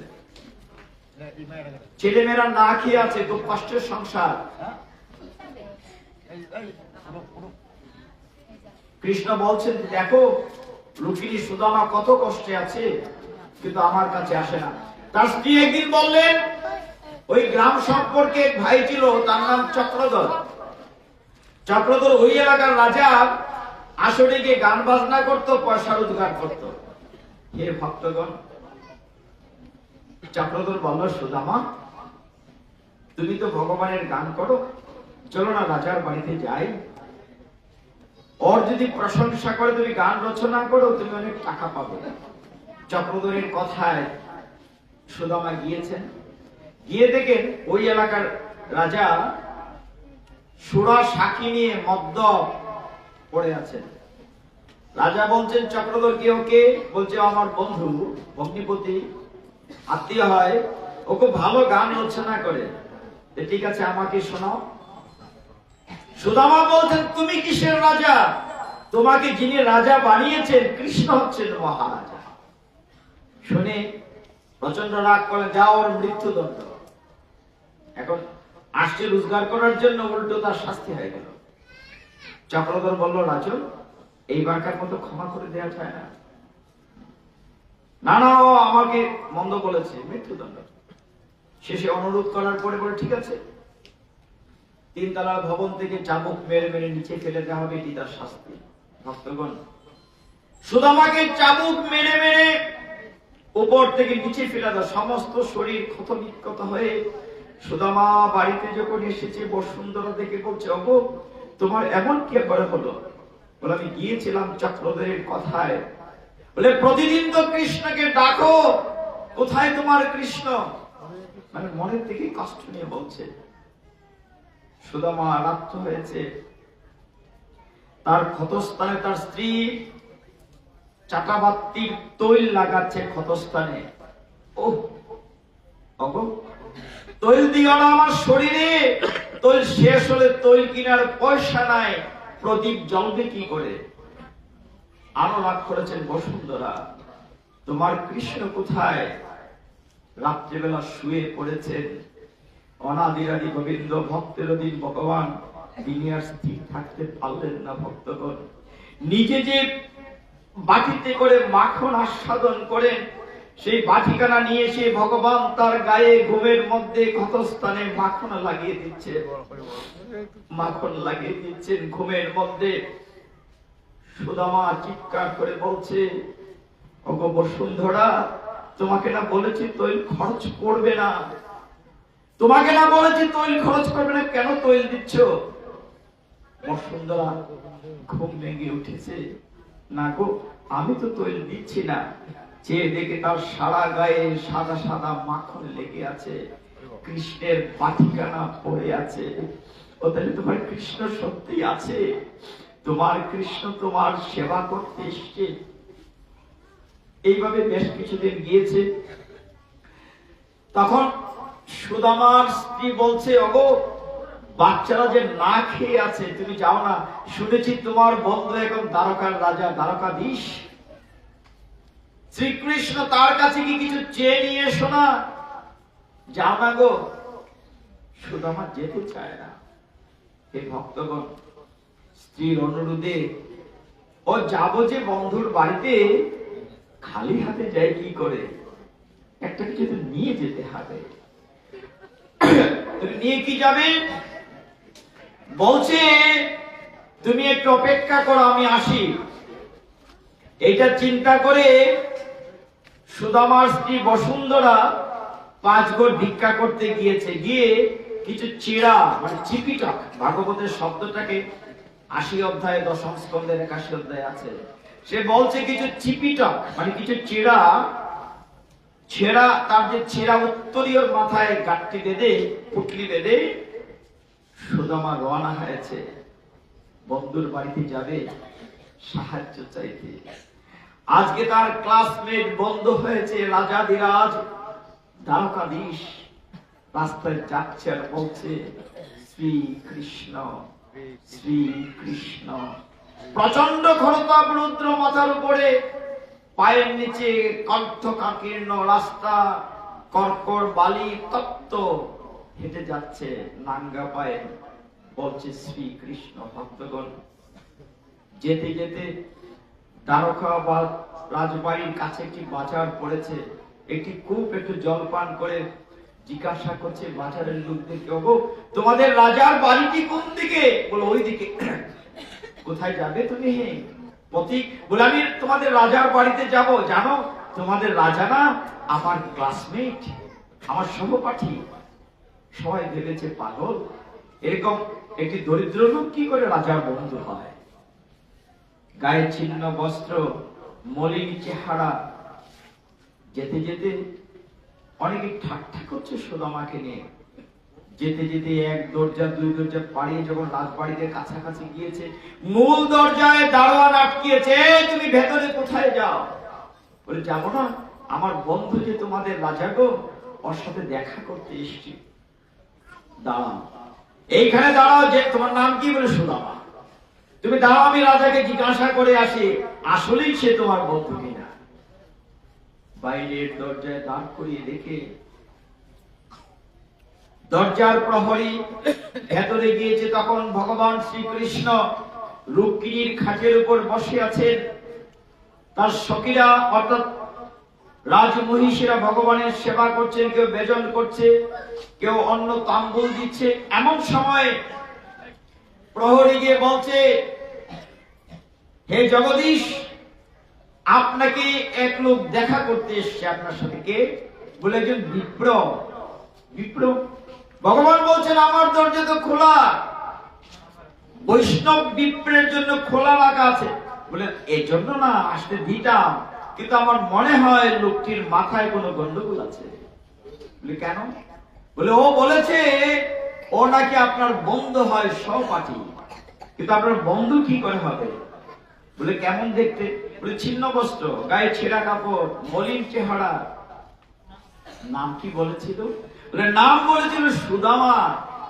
ভগবান চমকিয়ে উঠলেন, সুদামা এতদিন পরে তোমার আসার সময় হলো বন্ধু। ওইদিকে বাইরের দরজায় অপেক্ষা করতে করতে সুদামা ঘুরে চলে যাচ্ছে, আর মুখে সে একই কথা, শ্রী কৃষ্ণ শ্রী কৃষ্ণ, চলে যাচ্ছে। ভগবান পাগলের মতো কোথায় তার মাথার কিরিট পড়েছে, কোথায় বৈজন্তী মালা পড়েছে, বসন কোথায় পড়েছে, কোথায় পাদুকা ছুটছেন আর ডাকছেন সুদামা সুদামা বলে ডাকতে ডাকতে কৃষ্ণ সিংহাসন ছেড়ে বাইরের দরজায় যাচ্ছে। যেতে যেতে দেখলেন তার প্রাণ প্রিয় ক্লাসমেট সুদামা ঘুরে চলে যাচ্ছে। দৌড়ে গিয়ে জড়িয়ে ধরেছেন, আলিঙ্গন করে বলছেন সুদামা এতদিন পরে আমার কথা মনে পড়লো, এসেছই যখন আমার সাথে দেখা না করে তুমি চলে যাচ্ছ কি করে? ওঠো, রথে ওঠো। ভগবান তাকে আলিঙ্গন করলেন, পবিত্র দেহ স্পর্শে তার সর্বাঙ্গ শিহরিত হয়েছে। সুদামাকে রথে করে ভেতরে নিয়ে এসছেন ভক্তগণ, এনে আবার সেই রুক্মিণীর আসনে বসিয়ে বলছেন অগো রুক্মিণী, অগো সত্যভামা, ওগো জাহ্নবী যাও গরম জল নিয়ে এসো, সুগন্ধি জল নিয়ে এসো। অনেকটা পথ দূর থেকে আমার বন্ধু এসেছে। ভক্তগণ, ভগবান কি শিক্ষা দিয়েছেন? তিনি দ্বারকার রাজা, দ্বারকাধীশ। আসনে বসে সুদামার চরণ নিজের হাতে তিনি ধুইয়ে দিচ্ছেন। যখন ভগবান সুদামার চরণ ধুইয়ে দিচ্ছেন, ভক্তগণ দেখলেন সুদামার পায়ের নিচে কণ্টক কাঁটা বিঁধে আছে। একটি দুটি করে যখন কাঁটা খুলেছেন, সুদামার চরণ দিয়ে রক্ত ঝরছে। ভগবান ওই গরম সুগন্ধি জল নয়, ভগবান দ্বারকাধীশ হয়ে নিজের অশ্রু জল দিয়ে সুদামার চরণ দিয়ে সুদামার চরণ দিয়ে দিয়েছেন নিজের অশ্রু জল দিয়ে।